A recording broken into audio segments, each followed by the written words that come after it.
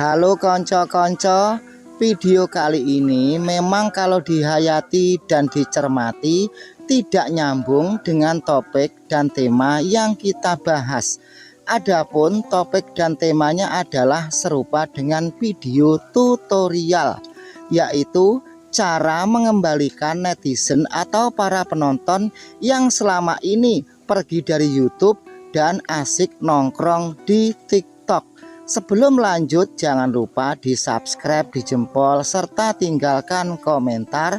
Kali ini Pak D akan berbagi sebuah tutorial yang sesuai dengan pengalaman dan pengetahuan Pak D selama berkecimpung di platform YouTube. Baik konco-konco, dengarkan baik-baik apa yang akan Pak D katakan ini ya. Memang saat ini penonton YouTube banyak yang pindah ke TikTok dan snack video.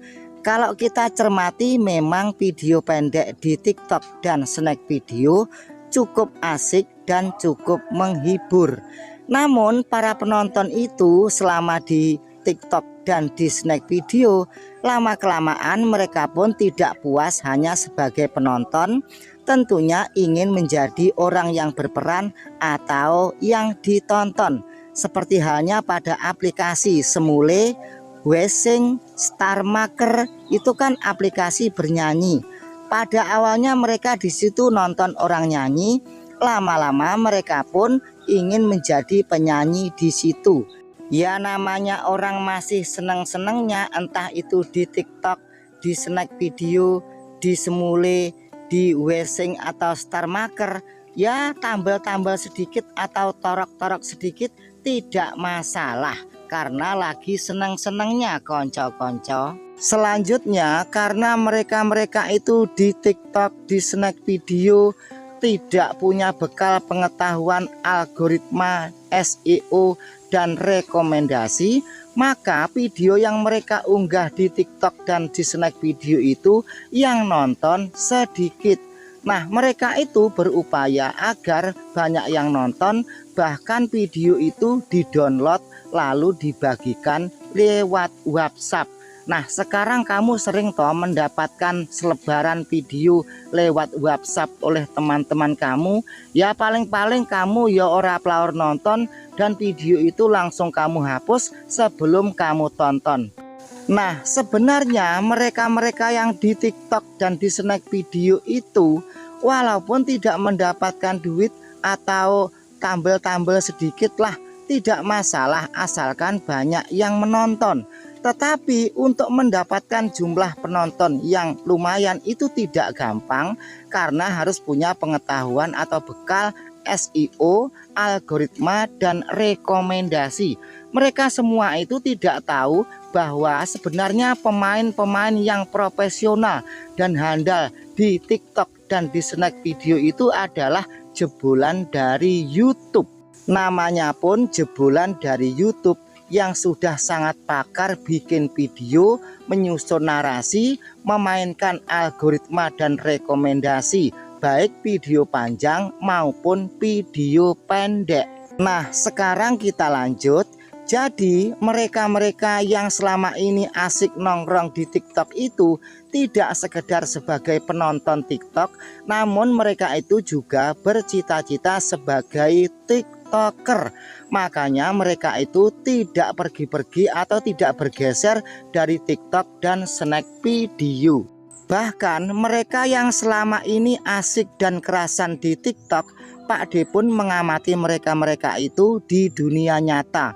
Ternyata mereka itu pun tidak puas sebagai penonton dan sebagai TikToker, namun menginginkan atau bercita-cita bagaimana caranya bisa mendapatkan duit dari TikTok dan snack video. Lama-lama mereka itu di TikTok dan di snack video pun semakin paham tentang orang-orang yang ada di TikTok dan di snack video.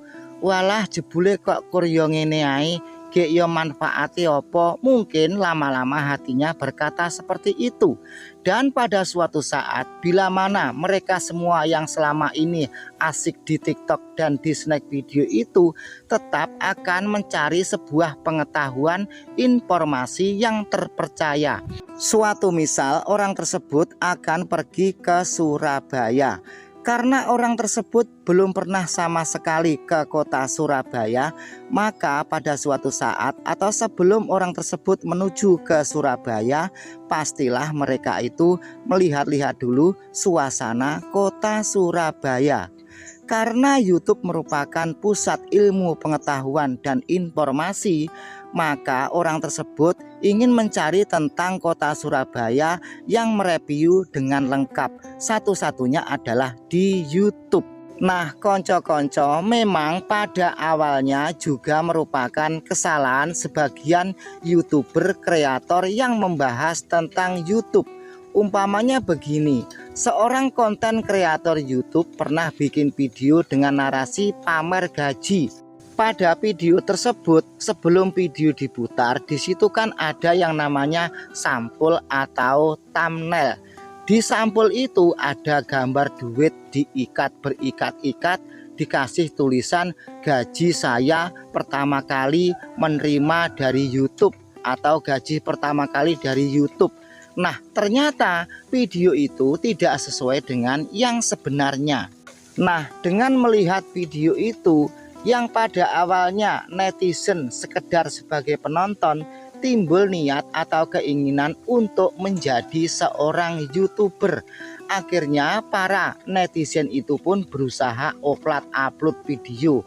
Nah, setelah mereka itu upload video, ternyata videonya pun ngeblong sepi penonton. Sebagian dari mereka pun ada juga yang lolos berhasil mencapai monetisasi 1000 subscriber dan 4000 jam tayang. Nah, nyatanya setelah mereka itu berhasil monetisasi dan dinobatkan sebagai partner YouTube, dolar yang didapat kok tidak sesuai dengan yang mereka tonton dahulunya, iya kan? Lalu mereka pun mencari-cari cara meningkatkan pendapatan di YouTube dan cara agar penonton semakin banyak. Lalu mereka pun menemukan videonya. Video yang mereka temukan itu setelah dipelajari dan dipraktekkan pun ternyata hasilnya nol atau berjalan di tempat.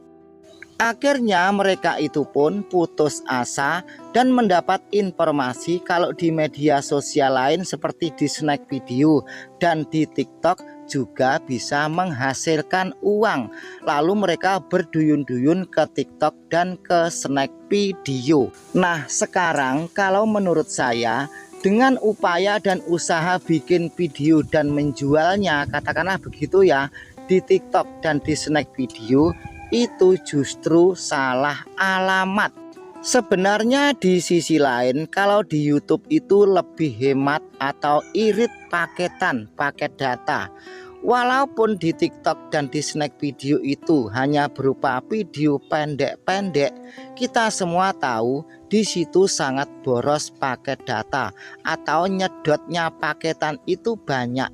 Jadi di YouTube walaupun kita nonton sepuas mungkin, paketan atau kebutuhan koneksi internet itu lebih hemat dan lebih irit. Selanjutnya yang merupakan kesalahan kedua para konten kreator di YouTube adalah mereka itu selalu membahas tutorial tentang TikTok. Bisa dikatakan senjata makan tuan. Padahal sejak monetisasi diterima atau dinobatkan sebagai partner YouTube, seharusnya berpihak dan berkontribusi pada YouTube. Lah kok malah membahas tentang TikTok dan snack video di YouTube. Artinya mereka itu membuka peluang untuk media sosial lain lewat YouTube. Betul apa enggak ya kira-kira ini?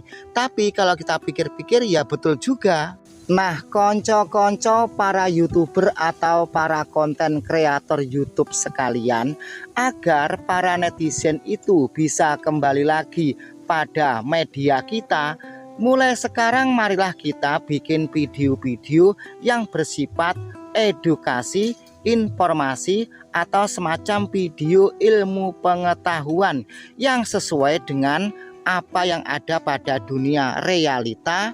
Dan video-video yang kita unggah atau yang kita upload benar-benar bermanfaat bagi mereka-mereka yang selalu mengikuti dan mempercayainya. Betul ndak ini Pak Lurah? Betul toh? Terus strateginya, dari video itu kan ada fat-fat atau momen-momen yang unik dan sangat menarik. Tentunya momen itu tidak panjang, kamu kemas dan kamu larikan ke TikTok. Pasti mereka yang di TikTok ingin mengerti tentang video itu selengkapnya. Jadi inti dan poinnya, kita semua sebagai kreator YouTube atau sebagai YouTuber, sebisa mungkin semuanya harus kompak. Semoga konten video ini bermanfaat bagi para kalangan YouTuber. Wassalamualaikum warahmatullahi wabarakatuh.